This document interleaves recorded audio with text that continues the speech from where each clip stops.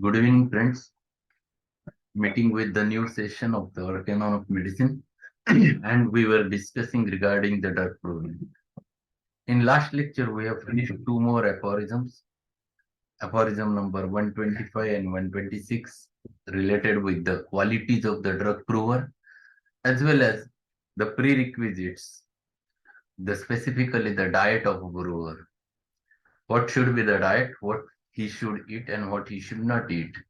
Simple reason is that if the brewer consumes anything of medicinal quality, it disturbs the action of the proving medicine.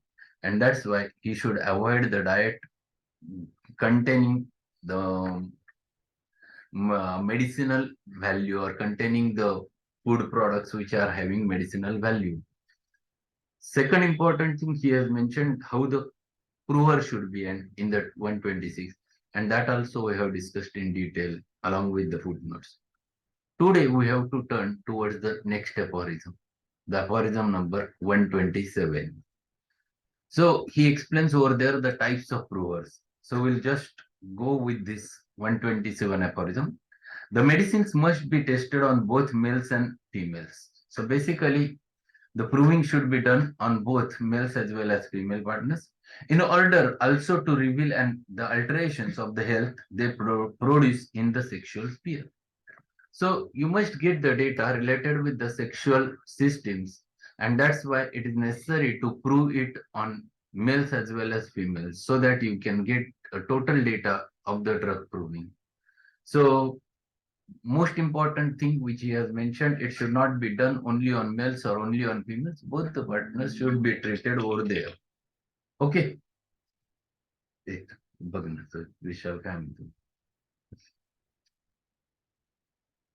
Next aphorism he starts with.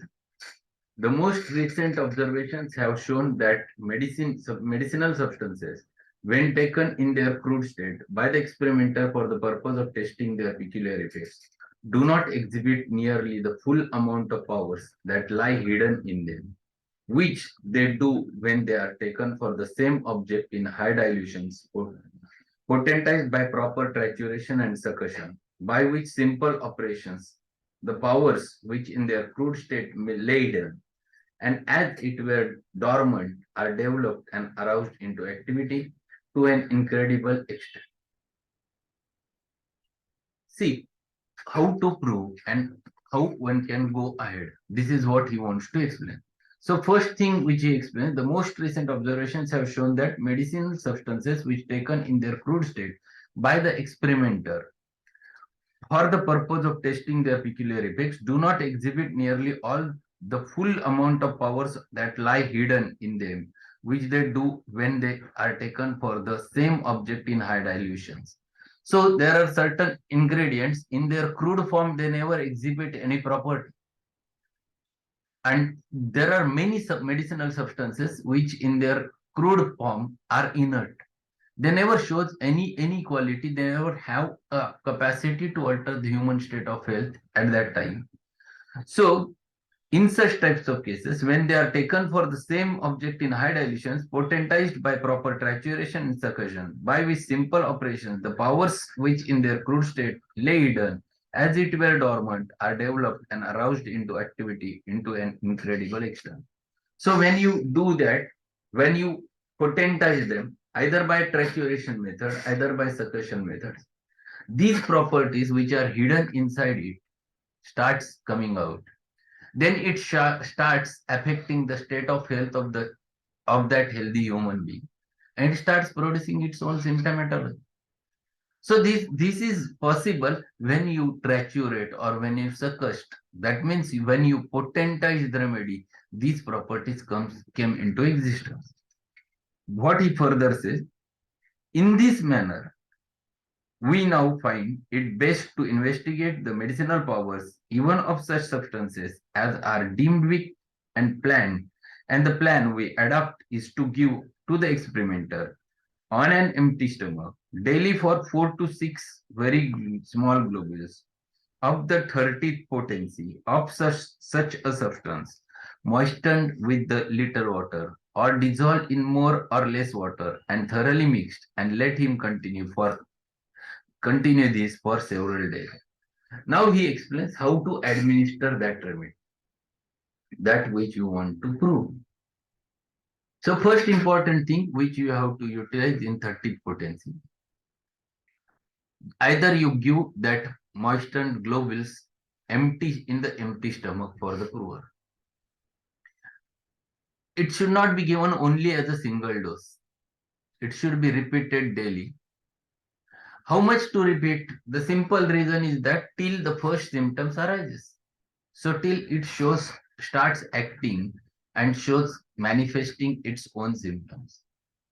So this is too important that if it starts expressing its own powers, that is the time to stop. Till that period, you can repeat it. Either you can repeat it directly inside the mouth of the person through the oral route, and another option is that you dissolve that in a water and give it that water directly by the mouth. Sometimes if you want to preserve that, then you can utilize the vehicle like alcohol, but basically it should be given dissolved in water and you can give it daily. So this is too important. So how to administer remedy?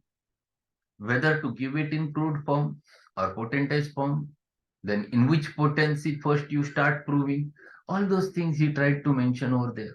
So first important thing, you should not prove it in crude form if the effects are not there in the crude form. Then it is necessary to make it potentized. And once you make it potentized, then you further give it in 30th potency. First give it for daily for at least for several days till the symptoms arises, and either give directly or dissolved in water. So this is the way of administration of the remedy for the proving in the prover. So 128 aphorism is related how to administer remedy to the prover. So this is what he mentions over there. Then what he says in 129. We'll continue with this and we'll stop. If the effects that result from such a dose are but slight, a few more globules may be taken daily until they become more distinct and stronger, and the alterations of health are more conspicuous. For all persons are not affected by medicine in an equal great degree. On the contrary, there is a vast variety in this respect. So that sometimes an apparently weak individual may be scarcely at all affected by moderate doses of the medicine known to be of the powerful character, whilst he is strongly unaffected on by others of much weaker kind. So see, this is one thing which happens. In some provers, you get many symptoms who are very sensitive. For example, a prover is idiosyncratic. There is no need to repeat it so much because he starts proving the remedy very fast. But there are certain who are not that much sensitive. Those who are weak in sensitivity, they never react so fast. In such types of cases, you have to repeat the dose and you have to repeat it till it starts showing in a strong way the symptomatology. It should not be just a mild presentation. It should be strong enough to confirm, yes, definitely this is because of medicinal stimulation. So the way and how much to repeat the medicines for the proving, that he is mentioning over there. So this is one important thing which he is explaining. And on the other hand, there are very robust persons who experience very considerable morbid symptoms from an apparently mild medicine and only symptoms from an apparently and only slighter symptoms from the stronger drug. Now, as this cannot be known beforehand, it is advisable to commence in every instance with a small dose of drug and where suitable and requisite to increase the dose more and more from day to day. So simple method of applying the medicine for the proving is that to start with one dose on daily, then starts repeating it daily till the symptoms arise. Once you get stronger symptoms, then it is needed that you have to stop the remedy. In robust persons who are absolutely strong, robust means those whose constitution is quite strong, in such types of personality, medicine never produces very early symptoms. If the medicine is of a milder nature, it will never produce good symptomatology. In such types of patient, it requires little bit repetition, in fact daily, till it starts showing the symptom. So you don't know beforehand that how the person will going to react. So you have to decide it when you start repeating it. And you have to decide it at that time. Yes, this is the time when to repeat or not to repeat. So simple idea is that to start with single dose, think about repetition the next day, depending upon what reaction it first dose has produced, and go on repeating till you get a ample amount of symptomatology in a stronger form, and then stop repeating. So see, here started how to prove. First, he has mentioned that you have to prove it both on the both partners, male as well as females. Then he explains that it also depends upon what medicinal substance which you are going to use.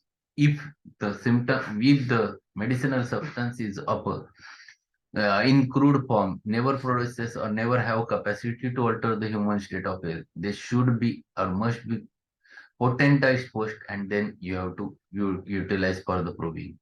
Either you have to utilize by potentizing it in by the succussion method or trituration method, depending upon what substance you are proving. Then he mentions that you give it first in the 30th dose. Then you go on repeating daily. Either you give it in same form, in the powder form, or in the globules which are moistened with the medicine, or you dissolve that in the fresh water and give that water at a time. And daily you have to watch and be careful to find it out how it has acted. And in this last aphorism, 129 aphorism, he mentions that it depends upon also on the type of brewer. If the brewer is sensitive enough, like idiosyncratic individual, it reflects very easily the symptomatology. If it never, then you have to depend. If the person is robust, you have to go on repeating till the symptoms arises in a stronger manner. If the medicine is weak, again you have to repeat it till it starts showing its stronger symptoms. See, these are all minute details which is explaining over there how to go for a drug proof. And there are many pros and cons which you have to take into consideration. So in each and every aphorism or mentioned over there, he explains the whole process of drug proving. One must be acquainted with it, even though he doesn't have to do it in your daily practice, because we get the remedies right directly from the pharmacies. And because of which, if we are getting it directly from the pharmacies, there is no need to prepare it. But at least we know the methods.